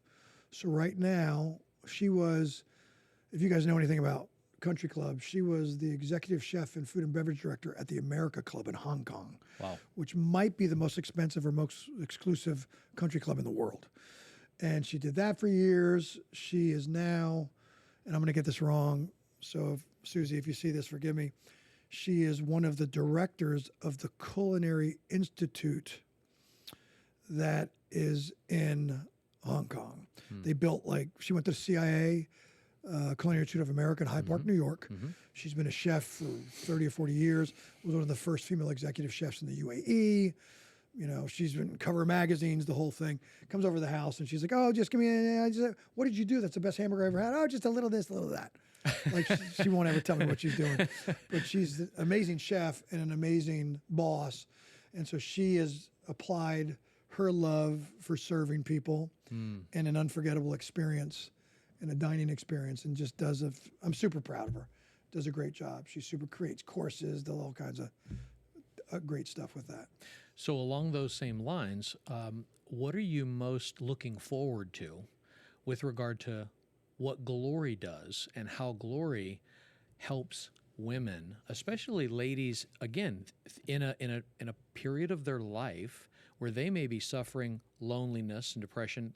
Their husband may have died before. They're aging, and they still need community. Sure. They still need nutrition. They still need movement. Well, and what does that look like for them? And obviously, Glori's phenomenal at all of that. She's better. My wife's a better coach than me. And her wheelhouse, of course, empathetic, spirit-filled, kind, patient, loving. She's just amazing. All of her clients, 100% of them. No one's ever coached me or trained me like this. No one's ever paid attention to all the little things I said, or no one's ever been that attentive. And everyone gets their own private program. She's a certified NASM master trainer, nutritionist, women's menopause specialist. So that's really her passion. Now, NASA, what is NASA? NASM? NASM, which is the highest regarded, certification for personal trainers. National Association of Sports Medicine or something like that. So it's not specific to women. No. It's for a much bigger umbrella. Right. But a huge speed and strength, all the stuff. But she only trains women. And only trains women, like 90% of her clients are over 40 by design. Because 75% of the dementia and Alzheimer patients are women because of their lack of protein and lack of hormone support after and during menopause. 75% of the falls and hip breaks are women because of the muscular sarcopenian bone loss from lack of protein. And this is her educating me. Sure, yeah. I'm speaking what Glori's taught me. And not lifting heavy weights. Weights don't make women big and bulky. Weights give women bone mass and strength and balance and change the chemical construction of their brain. Because lifting, resistance training is key because muscle is the organ of longevity. If you have muscle, you have a better metabolism. You have muscle, you have better brain function. You have muscle, you have better immune function. You have muscle, you have better organ function. Better sleep. Everything runs on muscle. It's amazing how God made us. Because the and nutrition... we try to screw it up, but every day. It's shocking that we're still alive. Yeah, it's a miracle. But the way in which the nutrition gives the fuel to the elements of our body that all work together with the breathing, the muscles, the where the blood comes from, and its ability to filter and move stuff around, to your organs, and on and on and on. But It's you know, a beautiful ladies, system. ladies as well. I mean, Amy's had 5 kids, and so there's a reduction in the amount of bone density that she has, and so then it turns into that eating well and not only supplements, but there's just such a trajectory of goodness that you can start on before you make the fall and break your hip Yep. and break your femur, and suddenly now that recovery is going to be a lot harder to pull off. If you break your hip, 50% of the people that break their hips when they're over 70 are dead in a year. It's a death sentence. So, but she's the amazing coach, and has done the health coaching business that we have, Storms Health, with me, which is group coaching, corporate wellness coaching and speaking. And she's been in the fitness industry for 40 years plus. But she was also like rep of the region, rep of the district, rep of the year for Pfizer for 6 years, and then got behind the curtain and was like, I can't do this anymore. And so she's just, I'm in love with my wife, and she's the most special person I know. I think everybody could tell that ever hears me talk about her. But and any other thing, she, that like that line from that Jack Nicholson movie with Helen Hunt. Every day, my wife makes me want to be a better man. To live up, and this is one of my favorite sayings, live up to become the man that your kids and your wife think you are, think you're capable of being. Not in a pressured kind of way, just in like, I gotta do this for them because I want to make them proud of me and honor them with my effort on improving myself. But so, Glori and I speak together, coach together, teach together. She does the women, I do the men. I don't really coach women. I coach guys because that's my calling, and she coaches women, that's her calling. So that's why we make a nice team when we do it together. And then like she's training women today. Today's one of her training days for women to increase their mobility and health. And then she directs them to, hey, you need to get a blood test. Let's look at that for your nutrition and your supplements, and maybe talk to your doctor about getting a little estrogen, a little estradiol, get some things that can make you stronger and better and healthier, that, the body can't heal itself without the building blocks. And, and that's one of the reasons, 7 years ago that we bought our country place. We are aware of, we went to the farmer's market. We always bought organic. Our grocery bill would make most people faint because we know that, and I just took the money I was spending on wine and vodka and put it into my organic produce and stuff like that. But we wanted well water. We wanted our own chickens and ducks, both for the meat and the eggs. We wanted our own sheep and our own cows. We wanted our own garden, our own blueberry and blackberry bushes. We wanted to be the second to last house on a dead-end road for security purposes. Sure. We wanted a clear vector of fire Yeah. for the road for any vehicle that Common isn't my sense, I neighbor's would cars, say. with a high position in the second floor window. But Yeah. sorry if anybody's watching this. What is he talking about? Sean knows what I'm talking Marine about. thing, Yeah, that's it. sorry. And we did it. And so it was our weekend place, and then COVID came, and we were like, let's sell the house in the neighborhood and move up there because everything shut down for who knows how long. And we were like, we should have done this years ago. But the kids were in sports and dance and everything. It didn't make sense. We were still in town. So we have well water, and it's like the same aqua for the aqua that Kentwood's on. I mean, it's just ridiculous.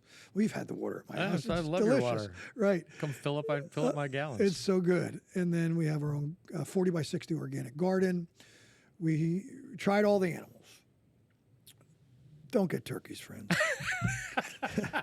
Let me just tell you, don't get turkeys. First Your of all, turkeys were a little crazy too. well, no, they had- thought they were dogs. They were heritage blue sates, big, gigantic, beautiful, but they followed you around, and they were just, and they pooped the size of baseballs, sometimes bigger, and they're very loud. And we had the babies at home, Sure. and hatched out. The mom and the babies, we raised them. They were inside of our pockets in our hoodies, and then they tried to kill us. And they're big, and they jump, and they flap their wings so they can fly, and they hit you in the chest. 15, 20-pound turkey with these giant feet. And and they end up in the freezer. One way to go to Camp Kenmore at my farm is be a jerk. Right? So we did the turkeys. We did too many ducks. Now we have the ducks man. We got 10 ducks and an African goose that looks after them. They're mostly at the very large pond, small lake. They come up to get snacks and treats, and they give us eggs, and I love duck eggs. Yeah. And then we have chickens. I will always have chickens. Right now we have 14 chickens and 1 rooster, and we get fresh eggs every day, higher in omegas. Some of the eggs you get in the store are 30, 60 days old. Who knows what they were fed? Right. We only feed organic feed and scratch. They're free range from sunup to sundown, grass, worms, insects, doing what chickens are supposed to do. Sure. And then we love that. And then we raise Scottish Highland cattle, which is the oldest breed of cattle on the planet. Look gorgeous. Beautiful, great flowing hair. photographic, big horns. Even the mamas have horns. Gentle, kind, sweet, easy calving, high resistance to disease and injury because they're a heritage breed. We also have British white cows, and we cross them, and their calves look like something out of Narnia. They're amazing. And then we had Katahdin and black-bellied Barbados sheep. Wow. Now, we ended up not knowing that sheep often have twins and sometimes triplets. So we went from 4 sheep and 1 ram to like 21 sheep in like a year. And I was like, Wow. okay, time out.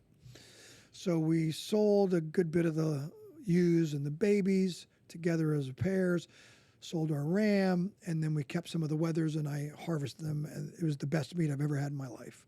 And I'm a beef guy. And I still have a couple of quarters left in the freezer. And then, so we either buy our beef or chicken we eat it from our farm or we buy it from a farmer. We've been to their place. Mm-hmm.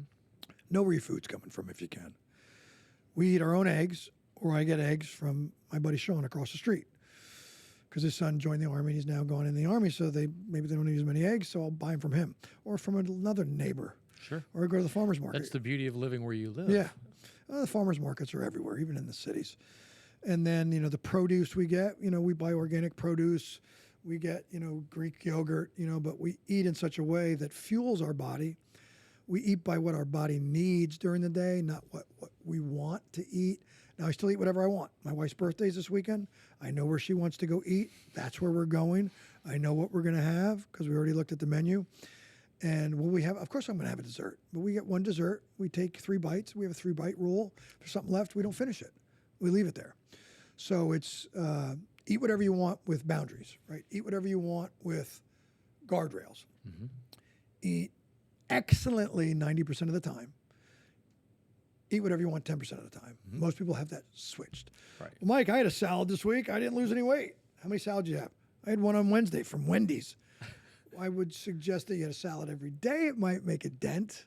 Well, when you go in with a plan, Oh, yeah, you got to have a plan. it's so much easier to stick to the plan. It's so stick to the hard. program. It's so hard, though, because the noise on social media, like we watch stuff, Glori and I are certified health coaches. And she's a master training nutritionist, and I'm a certified personal trainer, too. And I've been around NFL nutritionists and college D1 nutritionists my whole life. Mm-hmm. I've been coaching for 32 years in college and the NFL, and I'm a learner. So I'm always asking the trainers and nutritionists questions. Anti-inflammatory food. What's the best protein? Mm-hmm. What's the dosages? What did you learn? What's the max protein where it doesn't end up in the toilet? Because you can't catch up on protein. That's why you space it out throughout the day. You don't have like 60 grams of protein at dinner. You're wasting it. I mean, I would say that having worked in the industry for 30 years, working in Hollywood, in between movies, in between TV shows, we were doing commercials, and commercials are really just very well polished marketing Puffery. to convince people to do things that they might not otherwise do by virtue of I need to help you separate yourself from the money to fall in love with this thing. So in many cases, we need you to continue to buy from us. And in the old days, it was more obvious. It's kind of comical now where you would downplay some other product to upplay, your thing. Don't try that. That's gonna kill you. Use ours. And no, what you just threw away was keeping people alive for thousands of years. Right. Really, Well, really great. well, and here we are now, being sold a bill of goods. Are we going to Big Food and Big Pharma now? I think Are we're going into there? that. Okay. Because it all ties in It does. again back to the marketing. Well, it's simple. And easy is one of the lies too. Like, why does it have to be easy? Why does it have to be cheap? Why? We're addicted to comfort. and we're lazy. So When you say it like, oh, I have a farm, I have a ranch, and I run these, So it sounds like, oh, that's a lot of so work. and what do people say to me? You know, the same people say, Mike, who are your farm hands? There they are. Left and right. Here are my farm hands. And there's a joy that comes along with that beyond the nutrition. So, as I said at the beginning, my family in Texas were ranchers. My family in Virginia, my mom's family were farmers. Dad's family, my mom, my grandmother, Texas. Big, like 2,500 acre cattle farmer, hay farmers. Spent the summers baling hay, working cows. Turned green first time I tried chewing tobacco. Never tried it again. The headache and the vomiting. And I don't even know. I got to figure a way to. My cousins Binky and Bruce talked me into getting on a bull once after I'd been told by my great aunt not to get on the bull, and I got on the bull, and I rode a bull for at least a second, and I could lie and say it was 2 seconds. I was so scared. I think it was a second. Because the time in the air It falling. was like a slow motion. I'm going to die, right? And but your cousin Chad, you're too scared. Right. You're not gonna. I was 15. I'll do it. Idiot. So the overwhelming dose, and I think a lot of people are again having the veil pulled back, and they're realizing that the pharmaceutical industry is not your friend. No, they want customers. They are profit-seeking customers. interested in making better customers. So fear becomes one of those Sure. tools that creates this.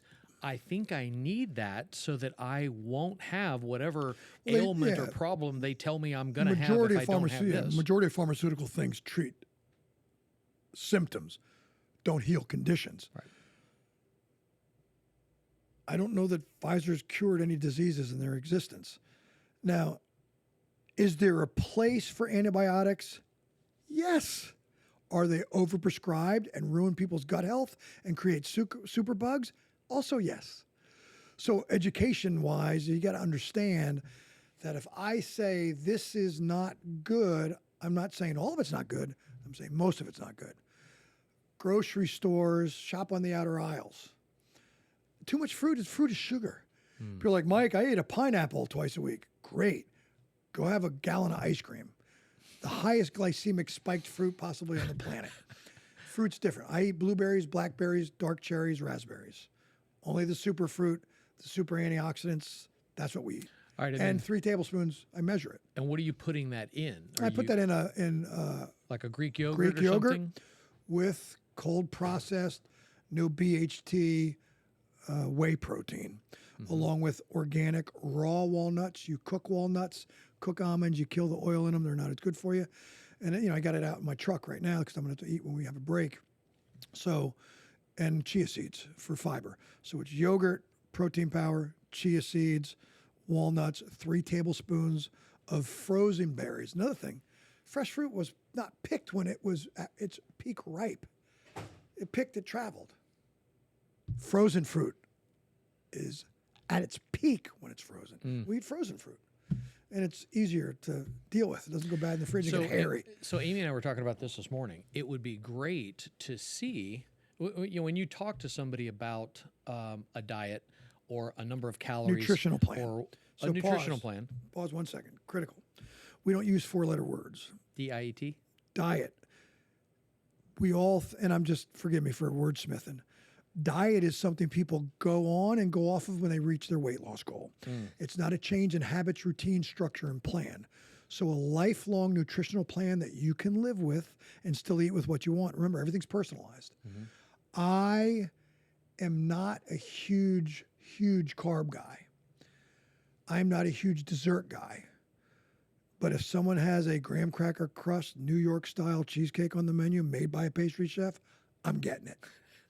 If they got all this like frou-frou fancy weird desserts that I don't even, dragon fruit with this, nah, I'm good. All right, so what are we calling it? It's a nutritional Nutrition plan. Yeah, not a diet. So let me ask it like Yeah, this. Let me ask it like me. this. So Amy Ask and you shall receive. Amy and I had this conversation this morning where what I would love to see is a nutritional plan, your nutritional plan, instead of necessarily counting calories or whatnot, Yeah, I don't do that. is to see and watch how you prepare breakfast. see and watch how you prepare lunch. Sure. See and watch how you prepare dinner. And what that's going to show visually is portions or proportions. And simplicity, but also it's a level of ease that when people see it being done, they're like, "Oh, I can do that. Sure. That's not beyond my means. Well, I can absolutely make that happen." If you just give me 30 days, you're going to feel so good you're never going to want to go back to what you used to do. Everybody tells us that, right? So, and same with, oh, Mike, I can't buy healthy food. Show me your grocery, Uber Eats, going out to eat, gas station pop in, coffee shop pop in, fast food, every single piece of what makes up what you shove in your pie hole, what you eat and drink. Mm-hmm. Unhealthy people drink a lot of their calories. I mean, I never even thought of it that way, but yeah, you're right. Like 70% of them, they drink most of their calories. Gatorade, Powerade, orange juice is not good for you. Apple juice, grape juice, most of it doesn't have juice in it. It's sugar. And when you take out the fiber, it absorbs really quickly and your bloodstream spikes it. And orange is okay for you. Orange juice, not so much. So if we can just get people to turn off, and I don't tell them to stop doing it. I said, I need you to drink this much water. The water is going to, a lot of times people drink stuff because they're dehydrated and they're just reaching for the wrong thing. And then if you just like, and again, what I say is like gradual, we only install one new habit a week, pivoting. You can't be like feed people with a fire hose because they can't do that. But the key objections to being healthy, and you said it, I don't have enough time. It's too expensive. That's the story they've told themselves because they're in fear. I don't have the discipline. I'm going to fail again. One of the first questions I ask is, how many times have you tried to get healthy? What plans did you try? Why didn't it succeed? Or did it succeed? How did you do? It succeeded and I gained it all back plus another 20 pounds. Okay. So this plan wasn't something you were supposed to stop. It was supposed to, so our coaching has 3 phases. Fat loss, weight loss phase, transition phase, optimization phase. Fat loss phase, simple. You want to lose 25 pounds, probably about 60 days. Then we go to transition. Start changing choices, adding things in, and watch how your body responds. I cannot eat bananas. I love bananas. I eat a banana, my body gets the signal to store fat. I'll gain 2 pounds in 2 days. Wow. My insulin spikes too much from bananas because we're all the same, but we're all partly a little bit different chemically. We're the same, 95%, but 5%. That's why some people have food allergies that I don't have. I have a glycemic index allergy to bananas. Plus, the fruit's not what it was when we were kids. They GMO'd it. Oh, yeah. You know, the apples are this big. Well, once you realize that a lot of the food that you're being marketed to and sold is trying to kill you, it makes it a little easier to eat the right stuff or grow the right stuff or make relationships with like Cockeyed Farms. My buddy, Brandon Bro, who's got blueberries and honey and elderberry and makes I would say the world, because I haven't tasted the rest of the world, but definitely in America, nobody makes elderberry juice like he does. This stuff is so good. I give it to the strength coaches at Tulane in the droppers, so they're going to put in their protein shakes during cold and flu season starting in October. I bring them a big bottle. I do a little. There's a little pop out that I pour the whole jar in it, and every one of those little pop outs is a dosed amount of elderberry juice that I put in my water. Stir it up, and you can't even really taste it, but it's getting back into me on a. But again, like I don't remember the last time I had a cold. Once I started eating, So smart. And those kinds of things are right there. Well, yeah, so the cost of not being healthy isn't just the cost of buying healthier food, which is typically a wash. You don't have missed days at work. You're more productivity at work. You have more joy in your life. You sleep better. So it's an investment. Health is an investment. Being a good dad, being a good husband, classes, seminars, getting a coach is an investment. Sure. But I tell people, because I have lots of people come to me that have plenty of money. Hey, coach, I want to hire you for, your 90-day course for leadership, relationships, health, and wellness. I'm like, great. I can pay right now. You want a credit card? Oh, time out. let's go through my change thermometer scale. Right. I have to Are see, you are willing? you ready for change? Yeah. Well, I'm ready to commit. I'm ready to invest. I need a time and energy commitment. Are you going to make our calls at the appointed time every week and be a place that's quiet, where we are eyeballs to eyeballs on a Zoom or on your phone, talking but looking at one another? Or are you driving in your car half hearing me? Right. If you can't set aside the time for the check-in, for the executive coaching, and you're not all in for the time and energy part, the financial part's easy. Sure. Everybody's got a credit card. Charge me. Well, but again, like what's really great is you've got some success stories in your Thousands of history that come from that, what that discipline looks like in martial arts, in football. You've got people that you know of that you were able to put them in a place to tee them up for success, and they had to still step through that door and be able to achieve amazing things, but without that level of, I believe in you. You can do it. I know you're going to succeed. They wouldn't have believed in themselves enough to get there. So over the course of things, what are some of those stories that right out the gate just like make you happy that God positioned you to be able to help them? First thing I would say to that is, I didn't change anybody's life. I kindly receive accolades and prayers and testimonials and referrals from people that I was chosen by them and appointed by God to be their messenger.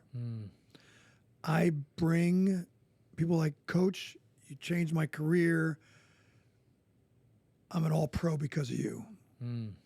Leroy Glover, New Orleans Saints. Got him from waivers from the Raiders when I was with the Saints, again under Coach Ditka and Walt Corey. And he trained with me after practice, trained. Fell in love with the combat football system, both the warrior ethos mindset and the vision, footwork, body mechanics, and hand skills. And he's like, Mike Storms made me an all-pro player as an undersized nose tackle. He's in the Saints Hall of Fame. I hope he gets in the Football Hall of Fame. Still friends, still talk to this day. I'm like, bro, you're a 500-pound bencher and 6'1", 295 pounds of steel. You were a tank with a main gun and a machine gun. I gave you a little bit more ammo and maybe another gear. You were already the tank. I appreciate it, but I'm uncomfortable accepting that I had a bigger place than 5%. Someone's health. Someone was so tired of feeling like poop, and they heard about us, they saw us, they reached out. It was their time. I happened to be in the right place at the right time. But people, call me crying. Today was the first day I came home from work and wasn't a grumpy jerk. And I felt good enough physically to get down on the floor and play with my kids tonight. Wow. I was strong enough to walk with my kids around the block with my spouse. I haven't been able to do that for 10 years because my legs and feet couldn't handle it. With those things, I hear, all the time. We hear those because the coaching, health coaching. And then the football stuff, same. But these are people just being grateful. But I was like, it was always in you. Right. It was always there. It's like one of my favorite analogies that I tell people. So you have the seeds for greatness inside of you. And they're parked all over you. And God touches those seeds of greatness and awakens them at the right time in your life. Relationally, professionally, financially, athletically, whatever. But some of those seeds of greatness can only be awakened in you by the mentor you won't invite in and aren't listening to, by the forgiveness you won't give somebody, by the fear that you don't have the courage to face, to overcome in your life. So there's things inside of us that can't be buttoned until we wake up, invite the discomfort, because success is two things. Success is really uncomfortable at first, and then it's really boring. I eat the same thing 27 days out of the month, every 3 hours with mild alterations. It might be a filet instead of a New York strip, but it's still a steak. It might be raspberries and blueberries instead of blackberries and dark cherries, but it's still superfruits. It may be my treat that night might be a protein brownie that we created at home, or it might be a protein bar with some organic peanut butter on it. You know, it still tastes great. It still tastes like a Reese's cup, but it has health benefits to it, right? And I love Reese's. That is my candy weakness. Chocolate and peanut butter will save the world. It's been a pretty incredible conversation, and I want to carry this on, but I would really love if we can get Miss Glori in the conversation, or I'd love to talk to her as well to kind of hear her perspective. Absolutely. And I'd love to extend this conversation into other podcasts. But first, I challenge you. It's a gift that I'm going to provide you to kind of make up for in the old days when people used to say, "Hey, first drink's on me," or "Hey, first round's on me." But since we're at a gun store and there's a gun range, the first mag is on me, and I challenge you to outshoot me. Well, I accept your challenge, and I look forward to getting the smell of gunpowder up my nostrils. Let's do it. Thanks, Sean. Mike, it's been a pleasure Appreciate it, brother. and an honor. Me Thank too. you so much. Pleasure and honor was mine. Thanks very much. Go 3 first. Roger that. Going on. He's dead, but it's sloppy and I drifted down. Nice. Cutting paper, you're knocking his teeth out. That's 3, exactly.